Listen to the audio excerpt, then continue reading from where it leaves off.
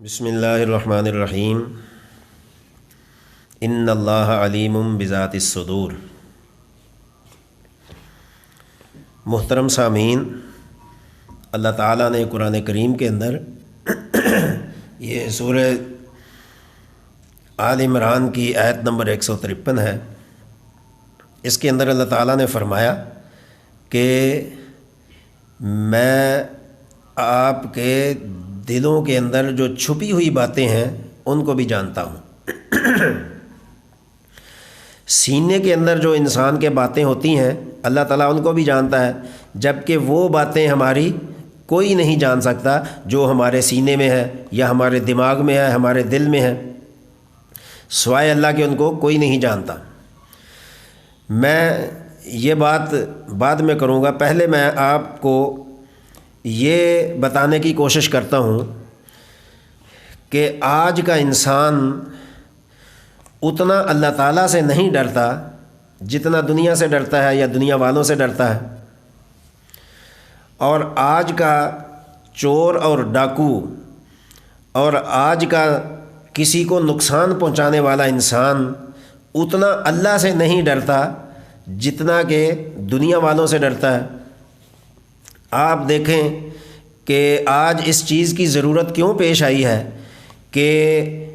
ہماری دنیا نے یا ہمارے حکمرانوں نے جگہ جگہ کیمرے فٹ کر دیے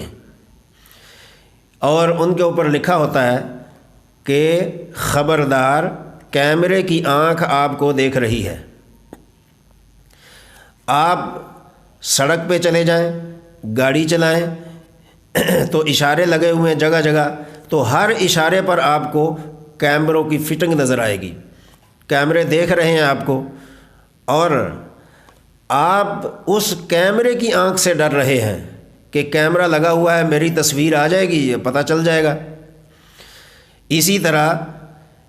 پہلے تو یہ سسٹم نہیں تھا، لیکن آج ہم دیکھتے ہیں کہ آپ مسجد میں نماز پڑھنے کے لیے بھی چلے جائیں تو وہاں بھی ماشاءاللہ کیمرے نظر آتے ہیں۔ مسجد کے اندر کے حال میں الگ کیمرہ لگا ہوگا، برآمدے میں الگ لگا ہوگا، صحن میں الگ لگا ہوا ہے، وضو خانے میں الگ لگا ہوا ہے۔ کیوں؟ اس لیے کہ ہمیں اب پتہ چل گیا ہے کہ مسلمان اور مسلمان نما انسان مسجد تک کو بھی معاف نہیں کرتے، وہاں سے بھی چیزیں اٹھا لیتے ہیں، اور بعض تو ایسے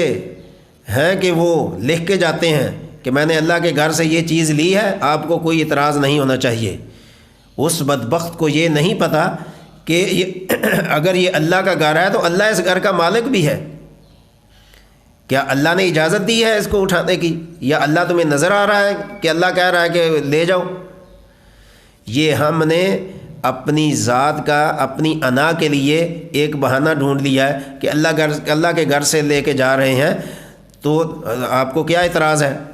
تو میرے کہنے کا مطلب یہ ہے کہ ہر جگہ کیمرے لگنے کی وجہ سے یہ لکھا ہوا ہے کہ خبردار کیمرے کی آنکھ آپ کو دیکھ رہی ہے۔ اب آپ کوئی بھی عمل کریں کیمرے کی آنکھ دیکھ رہی ہے، آپ نماز پڑھیں کیمرے کی آنکھ دیکھ رہی ہے، چور چوری اگر کرتا ہے تو کیمرے کی آنکھ دیکھ رہی ہے، اور کوئی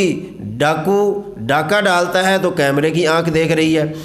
سڑکوں پر کوئی اشارے کی خلاف ورزی کرتا ہے تو کیمرے کی آنکھ دیکھ رہی ہے، کسی دفتر میں جاؤ کسی کام کے سلسلے میں تو کیمرے کی آنکھ آپ کو دیکھ رہی ہے، آپ کسی ایسی جگہ جائیں جہاں پہ رش ہی رش ہو تو کیمرے کی آنکھ آپ کو دیکھ رہی ہے۔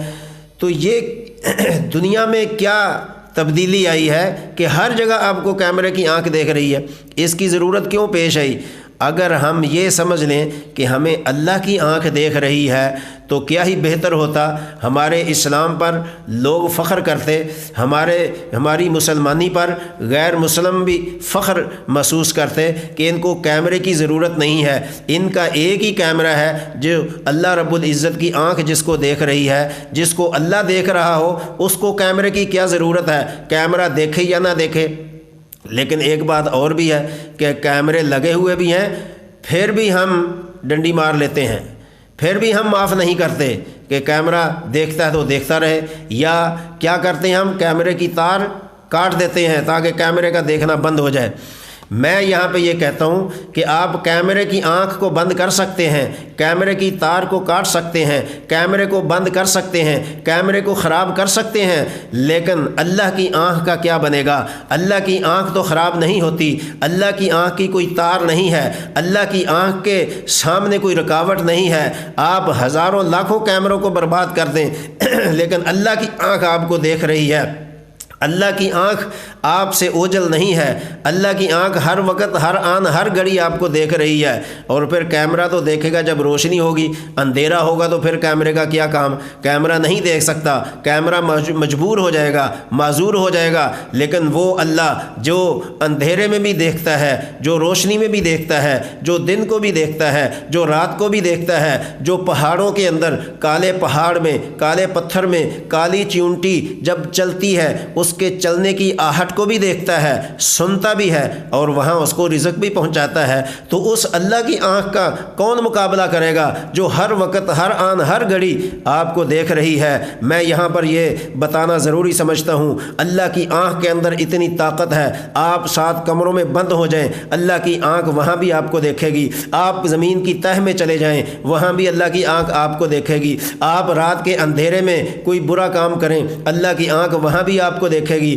آپ پہاڑوں کے اندر چھپ جائیں، اللہ کی آنکھ پھر بھی آپ کو دیکھے گی۔ یہاں تک کہ حضرت یونس علیہ السلام شکم مچھلی میں چلے گئے، دنیا کی آنکھوں سے اوجھل ہو گئے، دنیا سے چھپ گئے، دنیا سے غائب ہو گئے، لیکن اللہ کی آنکھ ان کو شکم مچھلی کے اندر بھی دیکھ رہی تھی۔ موسیٰ علیہ السلام جب دریائے نیل عبور کر رہے تھے، دنیا کی آنکھوں سے غائب ہو گئے، اللہ کی آنکھ ان کو دیکھ رہی تھی۔ حضرت ابراہیم علیہ السلام کو جب آتش نمرود میں ڈالا گیا، اس قدر آگ تھی کہ حضرت ابراہیم علیہ السلام نظر نہیں آتے تھے، لوگوں کی آنکھ سے چھپ گئے، لوگوں سے غائب ہو گئے، لیکن وہاں بھی اللہ کی آنکھ ان کو دیکھ رہی تھی۔ حضرت یوسف علیہ السلام کو جب بھائیوں نے کنویں میں ڈال دیا تو وہ سمجھنے لگے اب تو یوسف ڈوب جائے گا، اب تو یوسف مر جائے گا، اب تو یوسف ہلاک ہو جائے گا، اب تو یوسف واپس نہیں آئے گا، یہ ختم ہو جائے گا۔ لیکن کنویں کی موجوں میں، کنویں کی پانی کی تہ میں اللہ کی آنکھ ان کو دیکھ رہی تھی۔ سامعین محترم، میں کس نبی کا واقعہ آپ کے سامنے لاؤں؟ آپ اگر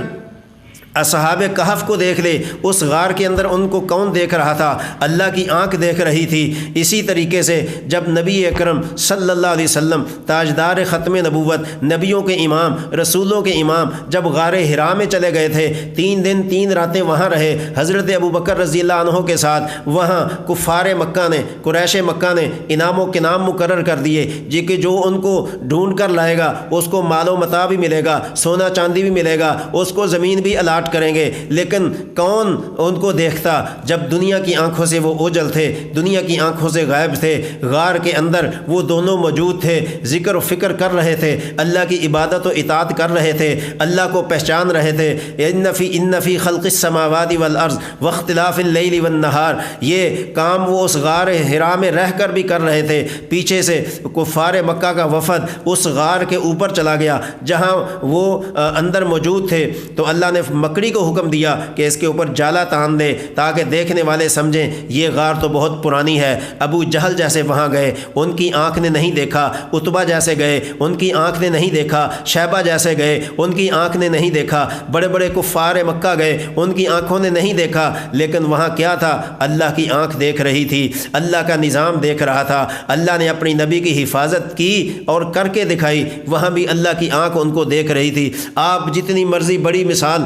پیش کر دیں، جہاں مرضی چلے جائیں، کوئی ایسی جگہ نہیں ہوگی پوری دنیا کے اندر، مشرق سے مغرب تک، جنوب سے شمال تک، زمین سے آسمان تک، ہر جگہ اللہ کی آنکھ آپ کو دیکھ رہی ہے۔ جب تک آپ کے دل میں یہ چیز نہیں بیٹھے گی، چوری سے آپ توبہ نہیں کر سکتے، ڈاکے سے توبہ نہیں کر سکتے، برائی سے توبہ نہیں کر سکتے۔ جب آپ کے دل میں یہ چیز بیٹھ جائے گی کہ مجھے اللہ کی آنکھ دیکھ رہی ہے، مجھے اللہ کا نظام دیکھ رہا ہے، میرا اللہ مجھ کو دیکھ رہا ہے، پھر برائی چھوڑنا بھی آسان ہوگا، توبہ کرنا بھی آسان ہوگا، چوری چھوڑنا بھی آسان ہوگا، ڈاکہ چھوڑنا بھی آسان ہوگا، کسی پر ظلم کرنا چھوڑنا بھی آسان ہوگا، کسی کی ہمدردی کرنا بھی آسان ہوگا، پھر پورے کا پورا دین ہمارے لیے آسان ہو جائے گا۔ تو دوستو، یہ وہ اللہ کی آنکھ ہے کہ قرآن کریم کی سورہ آل عمران کی آیت نمبر 15 کے اندر اللہ نے فرمایا واللہ بصیر بالعباد، وہ اللہ ہے جو اپنے بندوں کو خوب دیکھ رہا ہے۔ قرآن پاک میں جا بجا اس چیز کی وضاحت وضاحت کی گئی ہے